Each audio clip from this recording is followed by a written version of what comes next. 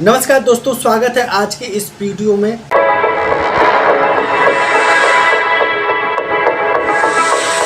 दोस्तों आज की वीडियो में बात करेंगे कि अगर किसी महिला के साथ में अशोभनीय कोई पोस्ट करता है या कोई ऐसे कमेंट करता है या कोई ऐसे वीडियो शेयर करता है जिससे किसी भी महिला के उसकी छवि, उसका कैरेक्टर पर दाग लगता है, चाहे किसी महिला की जो रिस्पेक्ट होता है ना उस पर खतरा होता है या कोई अश्लीलता उसके नाम के साथ में जुड़ जाती है, अगर उस पोस्ट को नहीं रोका गया, उस कार्य को नहीं रोका गया, तो आज की जो वीडियो है इसी टॉपिक पर है कि आखिर वो कौन कौन से कानून बनाए गए हैं और कानून की कौन सी धारा के तहत महिलाओं की जो छवि होती है, जो उनका कैरेक्टर होता है, उसको सुरक्षित किया जाता है या उसको सुरक्षा प्रदान किया जाता है।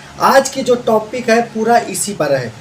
तो बस करना क्या, वीडियो के लास्ट तक बने रहना और टोटल वीडियो में हम यही बात करेंगे आखिर वो कौन से ऐसे कानून हैं जो महिलाओं के छवि को, उनको कैरेक्टर को प्रोटेक्ट करते हैं और इनका वायलेशन करने वाले को सज़ा क्या मिलती है। पूरा वीडियो बात करेंगे और पूरा कानून के बारे में बात करेंगे। वीडियो के लास्ट तक बने रहिएगा। महिलाओं की अश्लीलता प्रतिनिधित्व निषेध अधिनियम 1986 भारत में मीडिया के विभिन्न रूपों में महिलाओं के अश्लील प्रतिनिधित्व को रोकने के उद्देश्य से एक महत्वपूर्ण कानून है।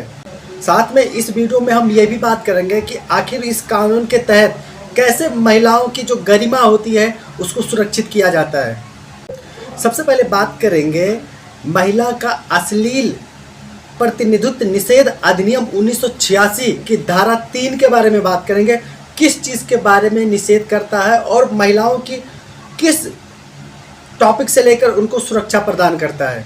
अब जो विज्ञापन होता है, आप सभी लोग जानते हैं विज्ञापन के बारे में, तो आखिर विज्ञापन में जो गाइडलाइन बनाई जाती है, हर विज्ञापन में किसी भी तरह का वो विज्ञापन हो तो वहाँ पे जो गाइडलाइन बनाई जाती है उनको फॉलो करना बहुत ज़रूरी होता है। जो धारा 3 बताता है कि क्या क्या होना चाहिए, तो आइए जानते हैं धारा 3 क्या क्या बताता है। अधिनियम की धारा 3 विज्ञापन में महिलाओं के अश्लील प्रतिनिधित्व पर रोक लगाने के लिए ध्यान को केंद्रित करता है या किसी के लिए भी किसी भी विज्ञापन को प्रकाशित करना, प्रकाशित करवाना या प्रकाशन या प्रदर्शनी में भाग लेना गैर कानूनी बनाता है जिसमें महिलाओं का अशोभनीय प्रतिनिधित्व होता है। यह प्रावधान विज्ञापन के उद्योग को लक्षित करता है या सुनिश्चित करता है कि विज्ञापन में महिलाओं के लिए आपत्तिजनक या अपमानित न करें।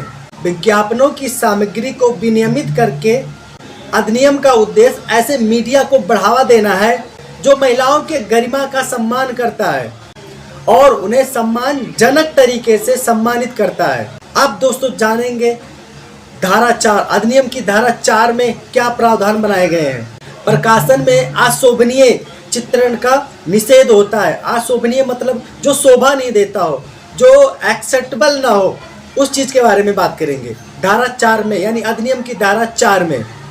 धारा 4 में मीडिया के अन्य रूपों पर प्रतिबंध को बढ़ाती है जिसमें किताब, पम्पलेट, कागज, स्लाइड, फिल्में, लेख, चित्र, पेंटिंग, तस्वीरें व प्रतिनिधित्व शामिल है।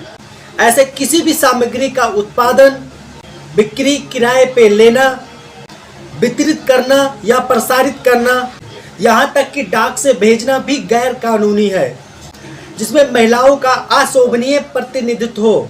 यह व्यापक कवरेज सुनिश्चित करता है कि महिलाओं के चित्रण के लिए मीडिया के विभिन्न रूपों को जिम्मेदार ठहराया जाए। इस वीडियो में जनता की भलाई के लिए उचित ठहराई गई सामग्रियों के अपवाद शामिल हैं, जैसे विज्ञान, साहित्य, कला या सीखने के लिए उपयोग की जाने वाली सामग्री और धार्मिक उद्देश्यों के लिए रखी गई सामग्री। इसके अतिरिक्त प्राचीन स्मारकों और मंदिरों और सिनेमेटोग्राफ अधिनियम 1952 के अंतर्गत आने वाली फिल्मों में प्रस्तुति की छूट दी गई है। ये अपवाद शैक्षिक, सांस्कृतिक और धार्मिक संदर्भों के महत्व को पहचानते हैं जहां ऐसे प्रतिनिधित्व को उचित माना जा सकता है। दोस्तों अब जानेंगे अधिनियम की धारा 5 कैसे महिलाओं के गरिमा को सुरक्षित करता है, जिसमें दर्ज करने और खोजने की शक्तियां दी गई हैं। धारा 5 राज्य सरकार द्वारा अधिकृत राजपत्रित अधिकारियों को उन परिसरों में प्रवेश करने और तलाशी लेने की शक्ति प्रदान करती है जहां उन्हें लगता है कि अधिनियम के तहत अपराध किया जा रहा है। वह अधिनियम का उल्लंघन करने वाले विज्ञापन, किताबें, पंपलेट, कागज, फिल्में, लेख, प्रिंट, तस्वीरें, प्रतिनिधित्व या आंकड़े जब्त कर सकते हैं। अधिकारी रिकॉर्ड, रजिस्टर, दस्तावेज या अन्य सामग्री को अधिकारी जांच या जब्त कर सकता है जो अपराध का सबूत प्रदान कर सकते हैं। अधिनियम कहता है व्यक्तियों के अधिकारों की गोपनीयता की रक्षा करते हुए किसी निजी गृह आवास में बिना वारंट के प्रवेश नहीं किया जा सकता है। साथ में जब्त की गई सामग्री जो होती है उसकी सूचना निकटतम मजिस्ट्रेट को दी जानी चाहिए जो उनकी हिरासत पर निर्णय लेंगे। यह प्रावधान सुनिश्चित करता है कि प्रवर्तन इकाइयां कानूनी रूप से और निरीक्षण के साथ आयोजित की जाती हैं।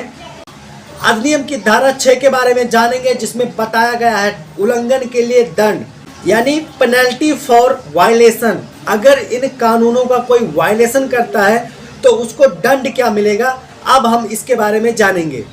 अधिनियम की धारा 6, 3, 4 के उल्लंघन के लिए दंड की रूपरेखा बताती है। पहली बार दोषी पाए जाने वाले अपराधी को 2 साल की सजा होगी और साथ में 2000 रुपये तक जुर्माना हो सकता है। लेकिन अगर इसी अपराध को कोई व्यक्ति दोबारा करता है तो उसकी जो सजा है उसको बढ़ाकर 6 महीने से 5 साल तक की जा सकती है और जो जुर्माने की रकम होती है वो 10,000 रुपये से लेके 1 लाख तक बढ़ाया जा सकता है। इन कड़े दंडों का उद्देश्य व्यक्तियों और संगठनों को महिलाओं के अभद्र प्रतिनिधित्व में शामिल होने से रोकता है। दोस्तों अब थोड़ा जानते हैं कि जो ये अधिनियम बनाया गया है इसका टोटल महत्व क्या है।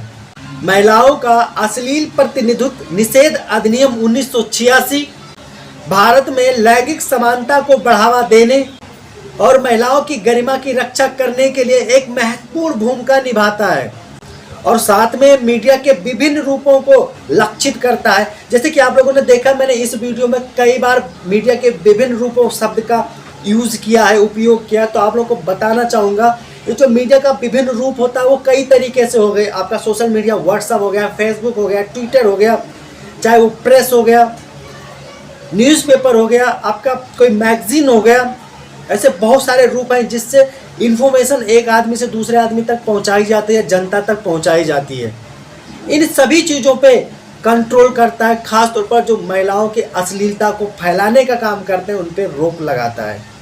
अधिनियम महिलाओं के वस्तुकरण और अपमानजनक चित्रण को खत्म करने, अधिक सम्मानजनक और समावेशी प्रतिनिधित्व को बढ़ावा देने में मदद करता है।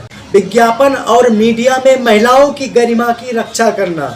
अब इसके बारे में जानते हैं। विज्ञापन और मीडिया का सार्वजनिक धारणाओं और सामाजिक मानदंडों पर महत्वपूर्ण प्रभाव पड़ता है। महिलाओं के अभद्र प्रतिनिधित्व पर रोक लगाकर अधिनियम यह सुनिश्चित करता है कि महिलाओं को इस तरह से चित्रित किया जाए जिससे उनकी गरिमा और अधिकार का सम्मान हो। यह भारत जैसे देश में विशेष रूप से महत्वपूर्ण है जहां मीडिया की पहुंच और प्रभाव व्यापक है। सांस्कृतिक और शैक्षिक संदर्भों को संतुलित करना, सार्वजनिक भलाई के लिए उचित सामग्री और धार्मिक उद्देश्यों के लिए उपयोग की जाने वाली सामग्री के लिए अधिनियम के अपवाद विनियमन और सांस्कृतिक संरक्षण के बीच संतुलन बनाते हैं। शैक्षिक और कलात्मक सांस्कृतिक उद्देश्यों की पूर्ति के लिए प्रतिनिधित्व की अनुमति देकर अधिनियम महिलाओं के चित्रण में संदर्भ के महत्व को स्वीकारता है। दोस्तों अब जानेंगे परिवर्तन और जवाबदेही यानी कि इन्फोर्समेंट एंड अकाउंटेबिलिटी। उल्लंघन के लिए दंड के साथ साथ परिसर में प्रवेश करने और तलाशी के लिए राजपत्रित अधिकारियों को दी गई शक्तियां अधिनियम के मजबूत क्रियान्वयन को सुनिश्चित करती हैं। यह ढांचा मीडिया में महिलाओं के अश्लील प्रतिनिधित्व को रोकते हुए व्यक्तियों के संगठन को जवाबदेही बनाता है। दोस्तों अब जानेंगे चुनौती और आगे का रास्ता, यानी क्या चैलेंजेस होंगे इसके बारे में और क्या होगा आगे का रास्ता। इसके महत्व के बावजूद अधिनियम को कार्यान्वयन में चुनौती का सामना करना पड़ता है। डिजिटल मीडिया के तेजी से विस्तार और बदलते सामाजिक मानदंडों के साथ मीडिया और प्रतिनिधित्व के नए रूपों को संबोधित करने के लिए कानून को लगातार अद्यतन और अनुकूल करने की आवश्यकता है।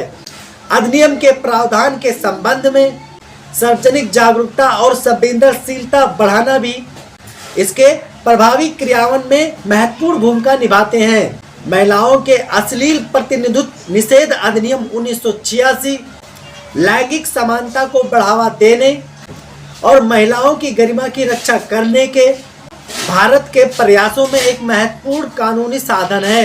विज्ञापन और मीडिया के विभिन्न रूपों में अशोभनीय प्रतिनिधित्व पर रोक लगाकर अधिनियम का उद्देश्य महिलाओं के लिए सम्मानजनक चित्रण को बढ़ावा देना है। परिवर्तन और दंड इसके प्रावधान जवाबदेही सुनिश्चित करते हैं, जबकि सांस्कृतिक और शैक्षणिक संदर्भों के अपवाद विनियमन और सांस्कृतिक संरक्षण के बीच संतुलन बनाते हैं। जन जागरूकता की पहल के साथ साथ अधिनियम को अद्यतन करने और लागू करने के निरंतर प्रयास इसके प्रभावी क्रियान्वयन और मीडिया के प्रतिनिधित्व में लैंगिक समानता को बढ़ावा देना आवश्यक है। आशा करता हूँ वीडियो बहुत पसंद आया होगा और आप सभी लोगों के लाइफ में बहुत ही यूजेबल रहेगा। फिर मिलते हैं एक नई वीडियो में। आप सभी लोगों को बहुत बहुत धन्यवाद।